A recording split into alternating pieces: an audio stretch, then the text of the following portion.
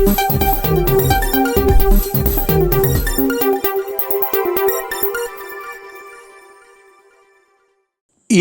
സ്ഥാനാർത്ഥി ശ്രീ കെ അജിത്തിന്റെ വൈക്കം നിയോജകമണ്ഡലം തെരഞ്ഞെടുപ്പ് കൺവെൻഷൻ വൈക്കത്ത് സംഘടിപ്പിച്ചു. കൺവെൻഷൻ BJP ദേശീയ കൗൺസിൽ അംഗം ശ്രീ ഏറ്റുമാനൂർ രാധാകൃഷ്ണൻ ഉദ്ഘാടനം ചെയ്തു.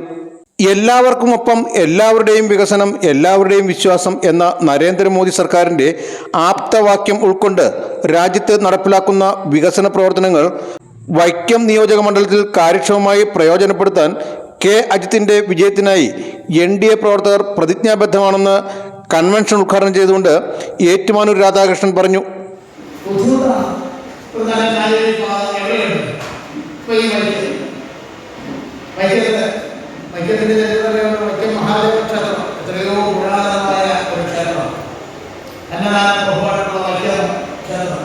മഹാത്മാഗാന്ധി 2 പ്രാവശ്യം സ്ഥലമാണ്. 2 പ്രാവശ്യം അദ്ദേഹം വോട്ടിലാണ് വോട്ടിൽ വന്നിറങ്ങി വോട്ടിൽ നടന്നിട്ടാണ് അദ്ദേഹം വൈക്കം ക്ഷേത്രത്തിലേക്ക് വരുന്നത്.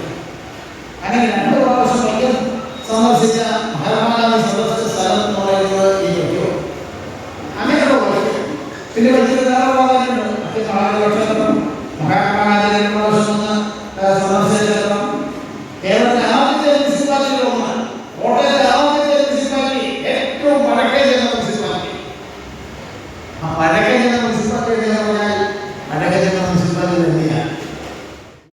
വൈക്കം സീതാറാം ഹാളിൽ നടന്ന പരിപാടിയിൽ NDA chairman Shri PG Bijukumar അധ്യക്ഷത വഹിച്ചു. സ്ഥാനാർത്ഥിയെ പ്രഖ്യാപിക്കുമ്പോൾ തന്നെ വൈക്കം എന്ന് പറയുന്ന ഈ നവോത്ഥാനത്തിന്റെ സാമൂഹിക നവോത്ഥാനത്തിന്റെ പോരാട്ടത്തിന്റെ ചരിത്രമുള്ള ഈ ഭൂമിക രാഷ്ട്രീയ പരിവർത്തനത്തിന് തുടക്കം കുറിക്കുകയാണ് എന്ന് പ്രഖ്യാപിച്ചുകൊണ്ടാണ് ദേശീയ ജനാധിപത്യ സഖ്യം ശ്രീ കെ അജിത്തിനെ ഈ പോരാട്ടത്തിന്റെ ഈ മുന്നണി പോരാളിയായി നമ്മൾ നിശ്ചയിച്ചത്. വിജയം ഉറപ്പിച്ചുകൊണ്ടുള്ള ഒരു പോരാട്ടം. NDA നേതാക്കളായ MK Mahesh, Sumesh കൊല്ലേരിൽ, Lalkrishna, ലേഖക് KK, PC Bineesh Kumar, PK Sasidharan, Ramesh കാവിമറ്റം, Rajani, Priju K Sasi, V അമ്പിളി, PD സരസൻ, JR ഗോപാലകൃഷ്ണൻ തുടങ്ങി NDAയുടെ സംസ്ഥാനത്തെ നേതാക്കളും ആയിരക്കണക്കിന് പ്രവർത്തകരും യോഗത്തിൽ പങ്കെടുത്തു. Vision news, Vaikom.